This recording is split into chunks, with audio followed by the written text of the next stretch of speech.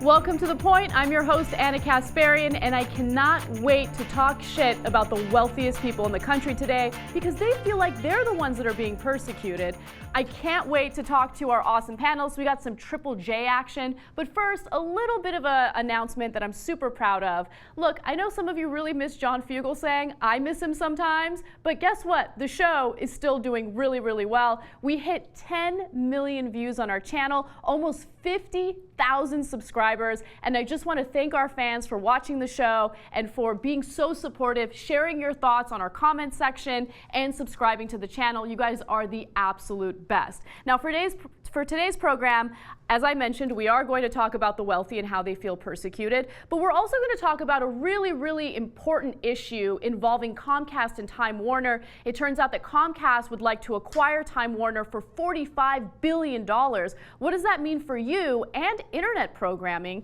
And a small town in Florida is now a refuge for sex offenders. Are we treating sex offenders fairly in the country? That's a very provocative question, but I'm curious to see what our panel has to say about it. And finally, some universities are being very draconian when it comes to their anti-partying regulations. We'll get into that and more. But before we get to all of that fun stuff, let's discuss evangelicals going to other countries to brainwash its people to hate gay people.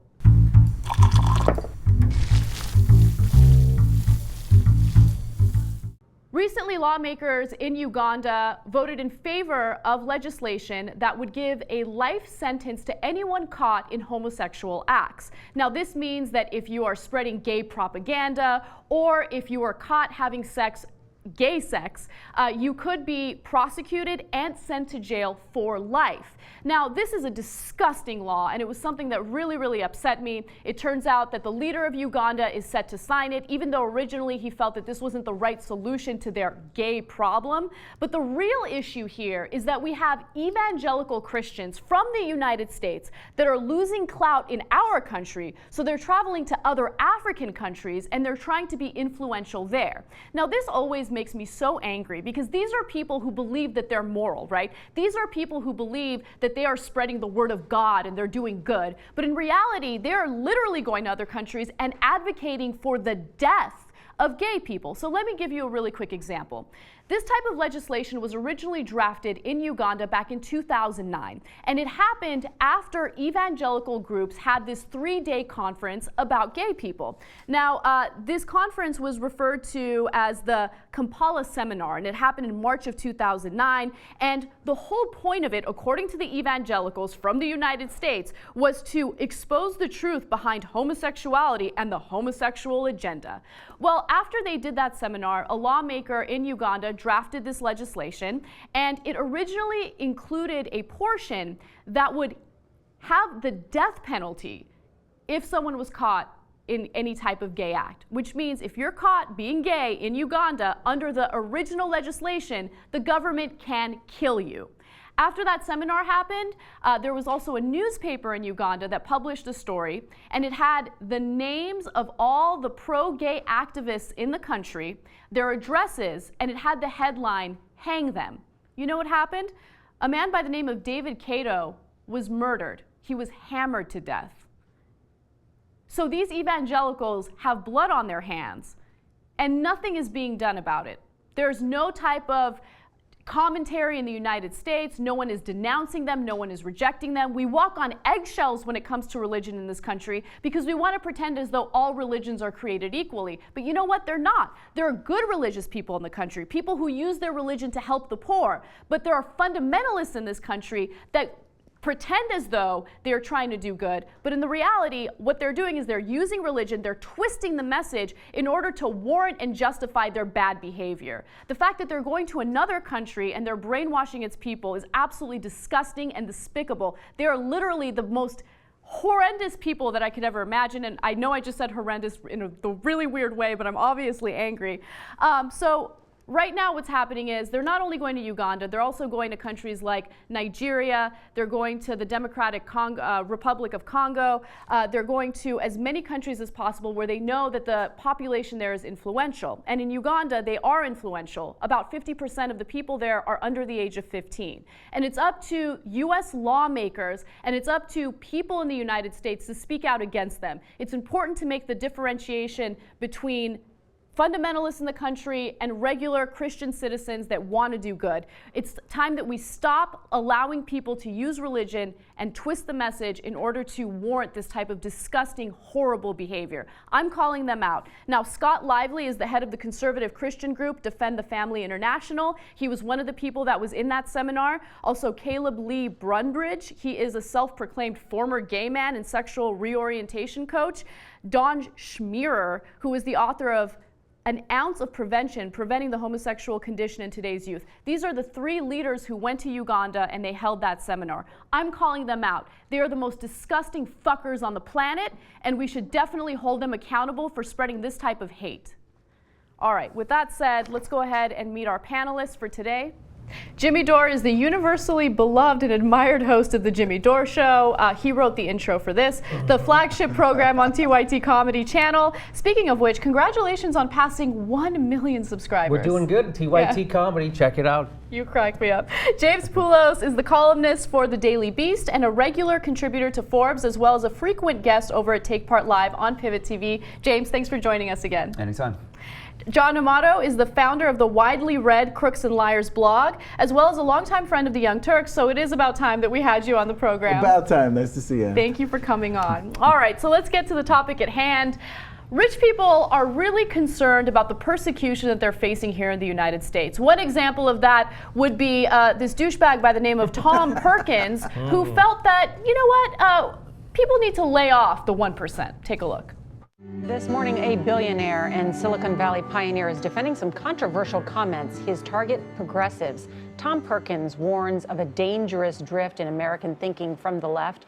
In a letter to the Wall Street Journal, Perkins writes, "I would call attention to the parallels of fascist Nazi Germany to its war on its 1%, namely its Jews, to the progressive war on the American 1%, namely the rich." The venture capital firm he co-founded quickly distanced itself on Twitter Saturday. The company said, quote, "Tom Perkins has not been involved in KPCB in years. We were shocked by his views expressed today in the Wall Street Journal and do not agree."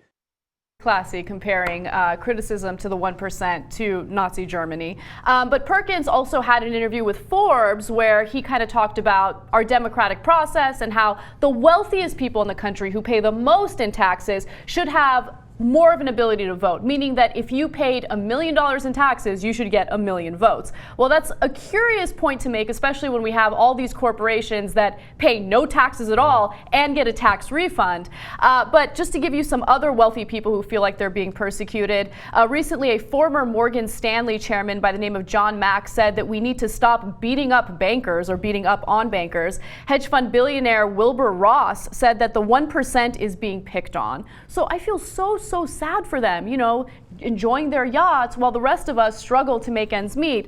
But Jimmy, obviously my point on this, or my perception of this, is very clear. I want to get your perception a little bit. Do you feel that we are being too tough on the 1% and it's making us kind of lose focus on what the real issues are? Yes, I agree with Tom Perkins. The 1% are an oppressed minority.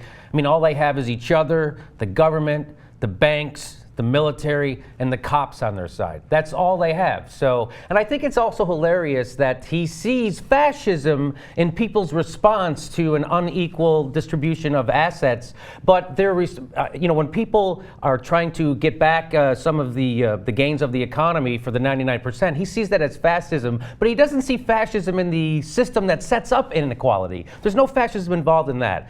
So I think what you're saying is correct. I think the reason why Tom felt the need to come out and say things like that is because he secretly knows he's a douchebag. Absolutely. So, James, what do you think? I mean, do you see any type of credibility or legitimacy to what he's arguing in these videos? Well, I think there's a grain of truth in it, but he's got it all wrong as far as how it actually cashes out. You know, there's no doubt that close contact between big corporations and big government gets us as close as we get in America to fascism. Some of the 1% are involved in that. Others aren't. Some of them are sitting on piles of billions of dollars. Some people in the 1% are, merely the working rich who happen to actually have some money in the bank. So I would say the whole frame of the 1% distorts things in a way that causes guys like him to be able to say nonsensical things. This is a guy who said if you pay $1 million in taxes, you should get 1 million votes. But then he also says, hey, this is like the Holocaust because marginal tax rates on the rich might go up 10%. But wouldn't that then get him more votes? It just doesn't make sense. Yeah, he does not know what he's talking about. And it kind of shows you just how out of touch the wealthiest people in the country are from the rest of us, right? So that when there are arguments made in the mainstream press about class warfare, this is a perfect example of this, right? Pitting the rich against the poor, the things that he is saying, I consider those fighting words. When you say that you want to do an overhaul of our democratic process and give the wealthiest people more political clout, well, first of all, we're already living in that day and age because of crony capitalism. But that means that you're unpatriotic. You don't believe in our political process. You don't believe in giving back to the community that made your ass as successful as you were. John, I want to bring you in a little bit. Why is it that people like this fail to realize how much power they had, especially when it came to squashing certain types of political movements? So for instance, Occupy Wall Street. Occupy Wall Street could have been very successful. They had a message that many Americans believed in, but what did the corporations do to that movement? Well, I want to touch on Mr. Perkins because he's such a fine example of capitalism in America. Not only does he want all the money, he's actually probably a little jealous because Bill Gates has more than he does. But they want to be loved. That's really what this is about. They just want to be loved too. They want to be loved by the farmers, and by the checkout clerks. They just, don't you love me? And it's this narcissistic need of acceptance. It just really shows how crazy out of touch they are with the rest of America, and especially after having a global financial collapse, like none of us have ever seen before, that has really put the hurt on most working class families, and yet a billionaire like him wants 1 million votes for $1 million. It really is insane, but it's almost sad in a certain sense when we look at it and try to analyze this guy's motives. There's a certain psychology, maybe we need a new category in the DSM to put these people in, because, if I have $1 billion, I'm not complaining about anything. Yeah. And I'm sure there was as you pointed out, not all 1%ers are evil or crazy, but there's a bunch of percentages that were probably clapping for the guy. You got our backs. Yes. You got our backs. Way sticking up for us. Right. And also there's that sense of entitlement that I think really, really wealthy people have, even if they've inherited their wealth. So there was that TED Talk about how, there was that rigged Monopoly game. And the players of the game knew that it was rigged in favor of one player. And even though that one individual knew that it was rigged in his or her favor, as they were winning that game, they were, being more aggressive while they were eating pretzels. They had a little swagger when they were responding to the person that they were playing with. And it just kind of showed you that their sense of entitlement increased even though there was a system that was rigged against the person that they were playing. So it just kind of shows you that it extends to what's happening in Wall Street right now, where they're wealthy by gaming the system, knowing that there is a certain structure set in their favor, and they don't understand the criticism that they're getting. They don't understand why people are hating on them. They think that they earned it. Well, it goes back to what John was talking about, how these guys want to be liked. They want to have all the money in the world, and they probably pay. So these billionaires pay a lower tax rate than their workers, and they wonder why people hate them. And they worry about the 99% revolting against the rich and powerful. And most people I know are just trying to hang on to their crappy jobs so they don't lose their cable. So I don't think you have to worry about us revolting against the 1%. Yeah. So what would you say, James, to those who make the argument that the critics of the 1% are just jealous? They're just jealous of the wealth and success of the top earners. Well, human beings are jealous. We're all envious. It's just part of being human. So, that's an interesting fact, but where does it get us beyond that? I think it's something interesting in sort of looking at this idea of they just want to be loved. That's another thing that human beings want, is they want to be loved. The problem here is a lot of these guys don't understand how to have a human conversation about what we have in common. Warren Buffett just the other day, there was a little, some news item where he said the secret to success is you do one thing and you succeed at it all the time. And here I am thinking like, well, wait a minute. I thought like failing a lot was part of the human experience of like learning how to succeed and learning how to deal with life and sort of growing up and being a mature, functioning, resilient person.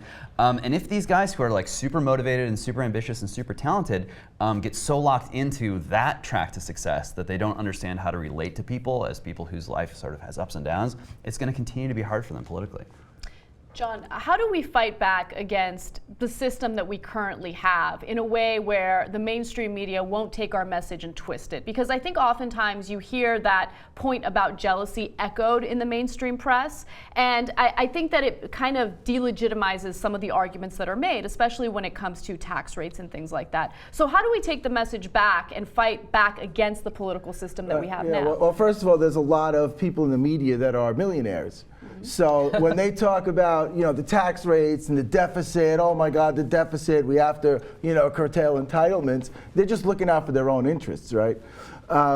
So it's this really wild like mindset about working hard. Like that's what I've heard a lot now, right? There's that Australian, the richest woman in the world, right? She's talking about they just don't want to work hard. Yeah. And it's like I don't know. You can look in books. These people don't really ever hang out with normal people because there's hundreds of millions of people that's what they do. They work 2-3 jobs. They're working hard. It's the fact that they don't have the opportunities, to then that work turning into some creative venture that will turn into some big business. It's not about working hard. Most people work hard, and that's really frustrating. Yeah. But how to solve this is to elect about 55 Elizabeth Warrens in the Senate.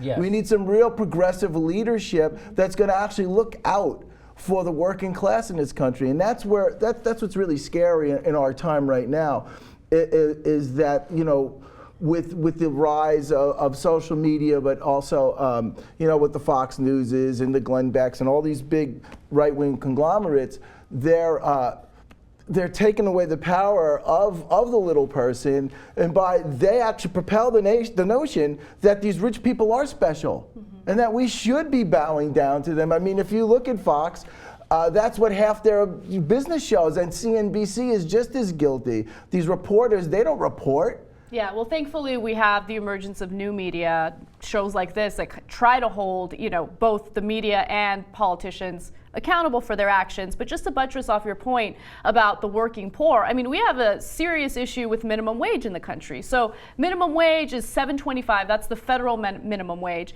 And right now the government is proposing that we increase it to $10.10 within the next 2 years. That will barely keep up with the rate of inflation, right? So we have people that are working for companies like Walmart. They're working 40 hours a week and they still don't make enough money to pay their bills. So what happens? The U.S. taxpayer has to subsidize companies like Walmart by paying for health insurance and certain benefits, whether it's food stamps, to make sure that these people can live. And it's absolutely ridiculous. They keep taking advantage of us. And then one final thing, Jimmy, before you jump in, you mentioned Elizabeth Warren, how we need to keep electing people like Elizabeth Warren. Look, Elizabeth Warren in politics is a rarity. You don't see that too often, right?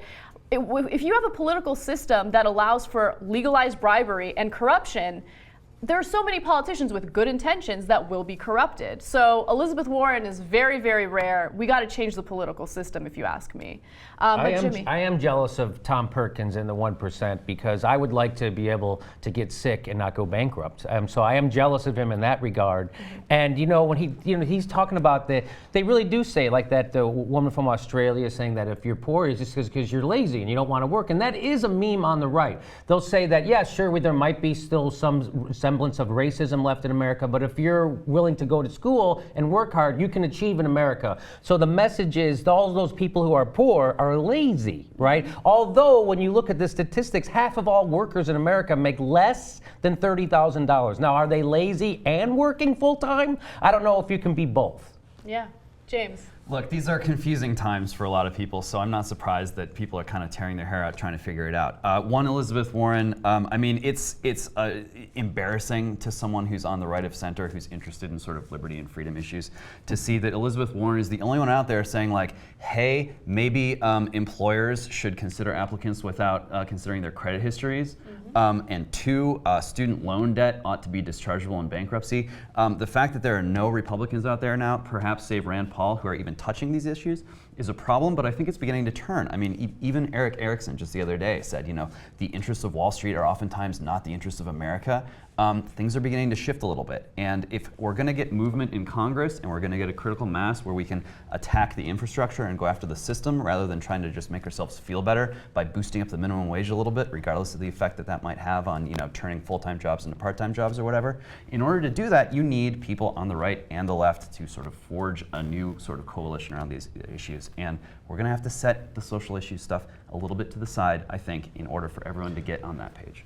So it's almost impossible now what's happening with the populist right, if you want to call them a populist movement. I mean, it's the first populist movement since the KKK for the Republicans. But Democrats. but anyway, you know, as far as with the Tea Party, what they're primarying every politician that they can, and so that every conservative or Republican will be a Ted Cruz. And you know, Ted Cruz cost the country what, $24 billion by shutting down the government over nothing. I was gonna do this whole petition thing like, hey Ted, it's time to pay back the money you just cost us for nothing. And you complain about, you know, government waste on some $50 million thing. You just cost $24 billion on a publicity ploy. And Ted Cruz, you know, has no interest in negotiating. It's like they're elected so that, sorry, you know, you don't spend any government money, there's no unemployment insurance, you got to cut Social Security, you know, and Medicaid, you know, although most Republicans and like most people just, you know, depend on Medicaid and Medicare and Social Security.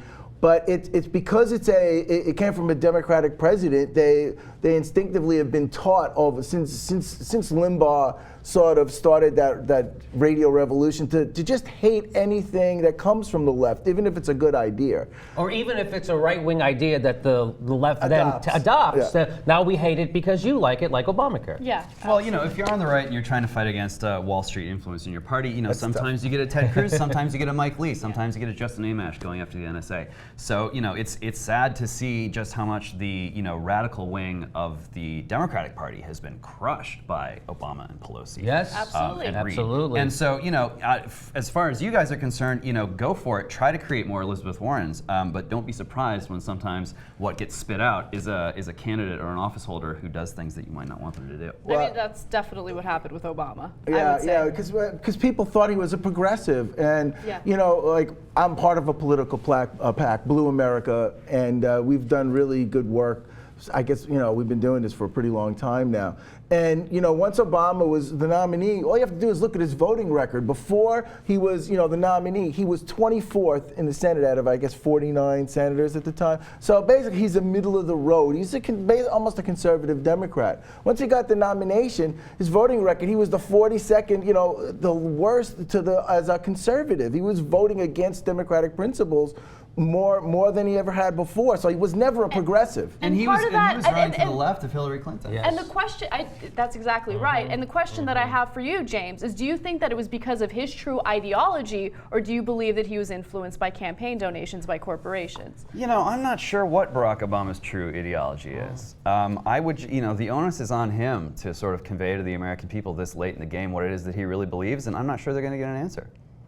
It's depressing. It's definitely depressing. But one thing that I do know for sure is the 1% definitely deserves the criticism that they've been getting, especially since they have received those corporate tax loopholes and they have failed to create jobs. It's an absolute ridiculous mess, and our political system needs a complete overhaul. You can do that by going to wolf-pac.com, get money out of politics. That's the #1 issue in our country right now. With that said, we got to take a break, but when we come back, we will tackle the issue of the Comcast-Time Warner merger. What will it mean for you, and what is the likelihood that the FCC will approve it? Welcome back to The Point.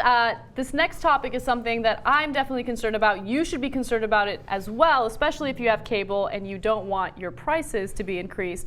Time Warner and Comcast may be merging soon. Comcast would like to acquire Time Warner for $45 billion, and it's unclear whether or not the FCC is going to approve this merger, but we do have a video with some more details, so let's take a quick look.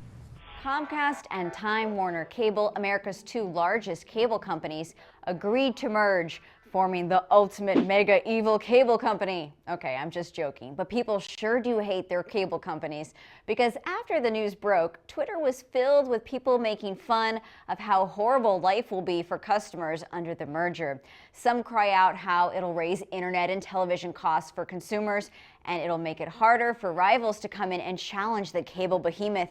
And by being so large, it won't have incentive to do right by customers and improve.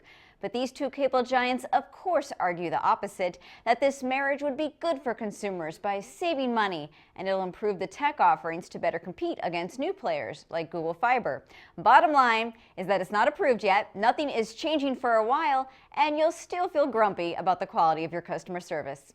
Now, this merger would mean that there would be a near monopoly of cable. About 1 in 3 households that have cable would have to rely on Comcast. And if you're wondering whether or not the FCC is going to approve this, there's a tiny, tiny chance that they won't. But the reality is, when it comes to crony capitalism in this country, they probably will. Let me give you 3 examples. So Michael Powell used to be the head of the FCC. Well, it turns out that now he is the CEO of the NCTA, which is the main lobbying group when it comes to these cable companies. So the revolving door of politics. Another example would be Comcast giving Congress a record $7 million in campaign contributions. Of course, they're doing this, so Congress will approve of this merger.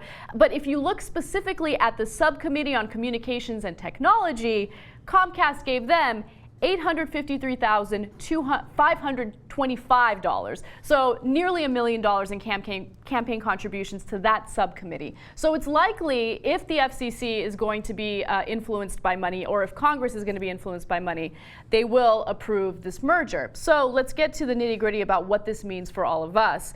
James, both Time Warner and Comcast have many, many customers that despise them. So does this mean that if they come together, there's just more to love? Oh, there's so much more to love. Look, the FCC is a joke, and Comcast and Time Warner Cable are both fairly horrible. So what we can anticipate is the horribleness will be amplified. Customers will have less choice. The irony here is Comcast and Time Warner, as the clip indicated, are arguing that, hey, Amazon, Netflix, these are competition. So maybe we're concentrating power in the cable industry, but it's really this larger industry that we need to look at.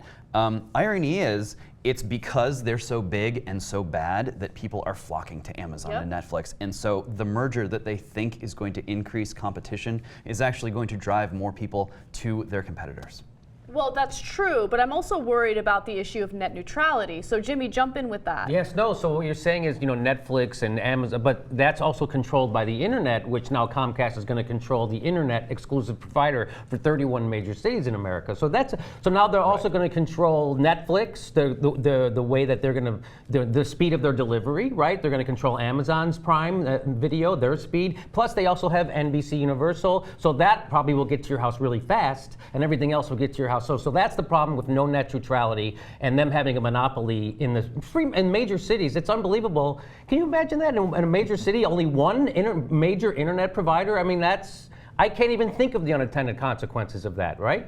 Well, yeah, I mean, it's about more than cable, and when you have a near monopoly in cable, and then you have that player working in delivery too, then it's a problem. I don't think you need net neutrality in order to fix the anti-competitive thing. I think you can sort of restore competition. I mean, what's antitrust law for, after all, if not this? Yes. Yeah, absolutely. I mean, these laws came into play for some reason. They just didn't go, oh, let's have let's guard against monopolies. Why?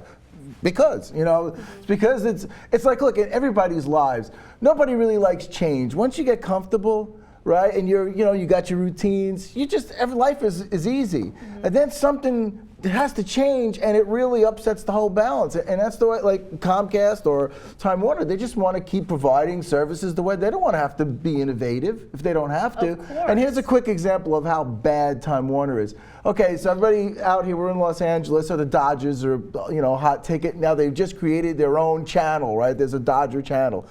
Time Warner doesn't even know the number of the channel yet. And next week is the spring training starting. And I looked all over the place because a friend of mine called me and said, where is the Dodger station on Time Warner? And it's like, well, it's got to be listed by now. And then called Time Warner and got 3 people on, and they were embarrassed because they have no idea. And this is next week. Yep. They don't even know where they're putting this, and it's an HD. It's got to be an HD channel. And if Time Warner, it's the 400s. Yeah. Right? And they're already taken, and then you got the 500s, which are pay-per-view. So where are they supposed to put it? Yeah, what people fail to realize is when it comes to cable companies, there's a tremendous amount of politics. So for instance, I love that you mentioned the whole NBC thing. Comcast purchased NBC. Of course, they want to ensure that NBC programming gets as much attention as possible. So what I worry about is if you have Comcast controlling cable, if there's a near monopoly, they get to decide what types of shows and what types of channels get picked up by their cable company. So they can definitely decide, hey, you know what, we don't like this kind of programming, we're not going to allow it on our cable company. And if you have a bunch of competitors, that's not that big of a deal. But when you have this near monopoly, it's a huge deal. It's a way of censoring people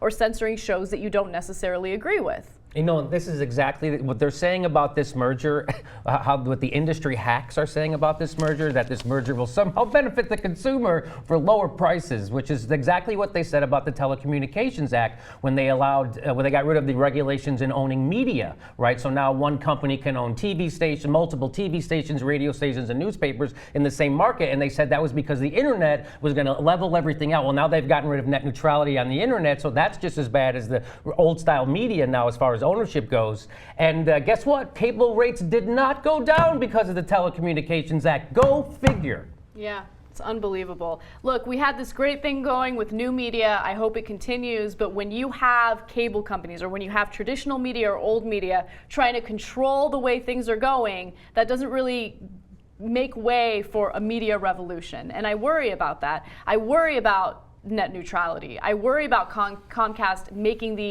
having the ability of deciding what type of programming makes it on air. And it's a scary world when you have a huge corporation controlling the message. And again, I know that this is a message that we tell you guys on a regular basis in almost every video, but you kind of go back and you look at what the real issue is, and it's crony capitalism. It has to do with money and politics. If you didn't have this revolving door of politics, if Michael Powell, who used to be the head of the FCC, wasn't this powerful lobbyist for this company, then it wouldn't be as bad as it is now with Comcast trying to acquire the second largest cable company in the world. But anyway, with that said, we got to move on to a completely different topic, and I think this is pretty provocative. So there is a rural town in Florida that has a community of former sex offenders. They're people who are on the sex offender registry in the state, and they feel that they have no choice but to live in that area because of certain rules and regulations in Florida that bans them from living anywhere near children. Take a look.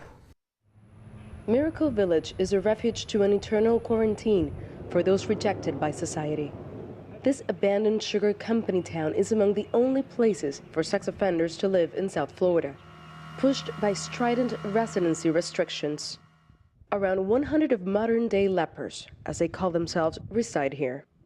Some of them had sex with underage girlfriends, others watched child pornography. One of its leaders confessed molesting his students. Society is terrified of sex offenders, and for a good reason. But since 2005, the laws governing sex offenses have gone from punitive to draconian. If you urinate on the side of the road, you get caught by the police department, you are a sex offender. Okay? If a boyfriend and girlfriend, and the boy's over 18 and the girl's under 18, get caught together, the boy is then a sex offender. Now, what he touched on in that video, the very last part, is absolutely true. The story actually talked about this 19-year-old who had sex with his girlfriend who was 15 at the time. And so, of course, that's considered having sex with a minor, and he was sentenced for that. He did his time, but when he got out, he's on the sex offender registry. He can't live wherever he wants to live. You get caught urinating in public, the cops have it out for you, you get arrested, you're a sex offender, right? So you have all these people who are on this registry for the rest of their lives, and it impacts every single part of their lives. They're not able to get certain jobs, they're not able to rent in certain places, they can't live near children, obviously. And so the question is, does it make sense to do this type of persecution of all registered sex offenders for the rest of their lives, especially when there are other crimes that don't have people registering and aren't, basically revealed to the public on a regular basis? John, what do you think? Do you think that there should be some sympathy toward these people? Well, if we just look at a constitutional basis, right? Because I was talking about sex offenders, there's such a it's so stigmatized topic to talk about. But when a person is convicted of a crime, they do their time and they're released. Mm-hmm. And that's just not the case for sex offenders, right? They do their time, they supposedly paid back to whatever was demanded by the laws. Then they come out and they're persecuted again. And as a civil rights, if I was a civil rights attorney, I would look at that and say that's just against the Constitution and civil rights as a whole. Also, this is such a big problem as far as all these draconian laws have gone into play because obviously to protect the children. Mm-hmm. Well, if you look at the amount of studies that have been done on this topic, they're few and none. And recently, I grew up, I was told that once a sex offender, always a sex offender, and that's ingrained in you. So of course, when you grow up with that mentality, you can't help these people, and you get very, fascist in that sense against sex offenders. But they're finding that therapies do actually work and curtail the recidivism of these offenders. And I think our society should demand that we actually do much more research and much more studies, because first, a lot more, if we're talking about kids and underage people, would get hurt by this and they'd be able to go back into society. Mm-hmm. But when you have these laws that makes them live in under a bridge somewhere, to me, that's just going to force them back into a life of crime. It's going to trigger all those desires because they have no hope. Right. They're not dealt with as a person anymore. So I have a hypothesis on this, and as you mentioned, there are very few studies when it comes to recidivism and how we can treat this crime differently and how we can prevent recidivism when it comes to sex offenders. But I mean, when you create a system where they're constantly told, hey, you're a sex offender and society is going to shun you for the rest of your life, don't you have more of an incentive to break the law again? Because you're not able to be a productive member of society. You've been banned, you've been banished. And as a result, is banished a word? Yes. Okay, I'm like, yes. That doesn't sound right. Sounds right. But anyway, you've been, shunned, and as a result, it becomes kind of a self-fulfilling prophecy. At least that's what my hypothesis would be. Well, I'm two minds of this, because the one point he made in the video was good, that everything's a sex offense. You get caught urinating on the side of the road, you're a sex offender. Mm-hmm. That is not, so there needs to be differences in sex offending. So that's the problem with now, so they're becoming just as draconian with sex offenses as they were with drug offenses, where marijuana and meth are the same. Right? So peeing on the side of the road and rape are the same. And then we all know they're not the same, because I feel like if you're a rapist, I don't think you should ever get out of prison. Right? So I don't know how child molesters or rapists ever, I think that's just a life sentence and you never get out. I would never let them out. But I do agree with John that we need to study them more, because they're doing studies now on child molesters and they're finding out a high incidence of head trauma when you're young leads to molestation, you becoming a molester. That's the initial studies that they're just now starting to study them. I'm like, why haven't we been studying these people for a longer time, figuring out what makes them sex offenders? Because they are going to get out of prison, and there is a high rate of recidivism without the right kind of therapy or study. So again, we put our head in the sands and we just more punitive instead of actually trying to understand the situation. Look, we live in a culture where a lot of people's personal lives are ruled by fear, where there's a lot of social fear in the air. And we live in a culture where oftentimes we think that only politics can save us, that only more regulations, more laws can ameliorate our fears.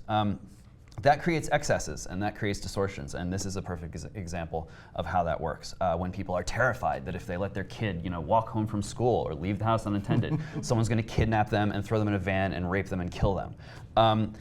Sometimes that happens, yes. But if we completely take away our sense of our own control over our lives and our own sort of courage, our willingness to take some risks, then what we're going to do is we're going to create larger and larger sectors of society where people are pushed out of mainstream society and it can never come back in. We're doing it with the prison system, we're doing it with sex offenders, and this population is going to grow and grow, and we're kidding ourselves if we think we can just expand it endlessly without any kinds of consequences. It's not reducing our fear, it's increasing the amount of regulation and control that the government has over our lives, and it's just deepening the problem. So, if you really want to dig into it, I think, we've got a culture where kids are like sacred and sacrosanct until they're 18, and then we have a giant economy that's all about making as much money as possible off of how sexy these young kids are. That's insane, and until we change that sort of sexual attitude, we're going to have this kind of bizarre fear where it's like, protect the kids, till the day they turn 18, and then let's make money off of how sexy they are. Yeah, that's a great point by James. And I just want to end this conversation by talking about, our justice system as a whole. I mean, our justice system is just as broken as our political system, especially when it comes to the criminalization of nonviolent activity, like using drugs, for instance, right? And now we have this system where we are imprisoning and detaining undocumented immigrants for years at a time before we deport them. And the only reason why we're doing that is because we want to ensure that private prisons make as much money as possible off of them before they go back to the country that they were from. So that needs an entire overhaul, and it's really, really sad. But I do think this issue, regardless of how provocative it is, should be studied. It should be talked about a little more, because it doesn't make sense for someone who had sex with his girlfriend at 18 or 19 to be thrown in prison for the rest, not for the rest of his life, but to be thrown in prison and then be shunned for the rest of his life. Let us know what you guys think in the comments section. We love hearing from you. We got to take a quick break, but when we come back, we will talk about regulations when it comes to partying on college campuses. Does it ever make sense, and will the students listen? Hey everyone, welcome back to The Point. Our final segment has to do with partying on college campuses, and TYT University, a show on our network, actually discussed this in a little more detail. Let's take a look at that. California Polytechnic State University is about to get a whole lot less fun. The Greek system is negotiating right now with the university for future drinking restrictions. Let's talk about some of them. Let's bring up this graphic. No kegs, no shots, no drinking games. You can only bring 1 6-pack or 1 bottle of wine per person. You must register your parties 5 to 10 days beforehand based on how many people are there. And by the way, so you have to have a list of the names of the people that are going to be there. And then after the party, you have to submit a list of the names of the people who went to it. Wow. So that they can compare the two lists. Parties with alcohol are closed to the public. They can't be longer than 4 hours, and they have to end by midnight. You can't promote or advertise the parties in any sort of mass way. You can't encourage people to overdrink. Oh, and by the way, no hard liquor of any type. So just for not just the no shots, no sipping or mixed drinks or anything like that. You have to do the follow-up lists, and no alcohol during welcome week or finals week when people want to drink the most. Now, can I give you a quick synopsis of that list? Yeah. No drinking. Yeah, basically. No. You can drink a wine cooler. You can sip a wine cooler. That is unbelievable. Now, we all just graduated college, yes. so we're very close to this topic. James, I want to bring you in. What do you think about this? Are the students even going to listen to this shit? Like, this is insane. More regulations. That'll solve the problem of kids wanting to have fun. Yeah, let's reduce the time of parties in an effort to discourage people from getting wasted as quickly as they can. That's definitely going to work. No, this is like America's pathology writ large. You've got an administrative class that wants everyone to behave and follow the rules and be nice all the time, and so they create this suffocating regime. And then the minute the bell rings and the minute the kids can scurry away from the omnicompetent administrators, they go off campus or they go sneak somewhere, and they veer as hard in the opposite direction as they can. They're sick of being domesticated. They break out of the confines of the playground and they go crazy. So this is going to make college suck in 2 ways. It's going to make it more boring during fun times, and then it's going to make it more dangerous and crazy in the off hour. Yeah, that's absolutely true. John, why do you think that they all of a sudden propose this legislation? By the way, they proposed it about a month ago, and now it's starting to be put to use. Right. Why do you think they're doing this? I mean, could sexual assault on college campuses play a role? That's been a really big news story recently. Yeah, I don't think it has anything to do with that. I think it's all about dollars and cents and lawsuits. It's just like the NFL. They knew since the game started, these guys, their brains were getting crushed constantly. They knew all about these hits. And they didn't do anything until the older players filed a massive lawsuit. Now suddenly, football doesn't look like football anymore. All these rules, all these new regulations. If you touch a guy on the knee, if you touch his head, if you go, with your sleeve, it's a 15-yard penalty. It's all about the dollars and cents. And so they were sued. And I think, from what I read, I don't know if the payout was $16 million.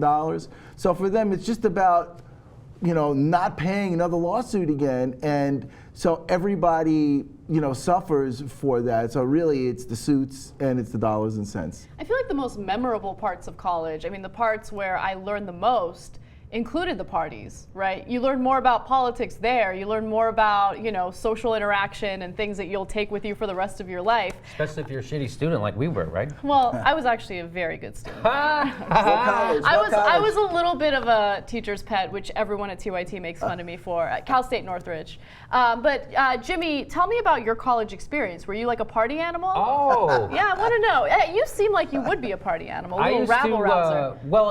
Here's what happened at my school. I went to Illinois State University, and they passed some of these laws one time over the summer.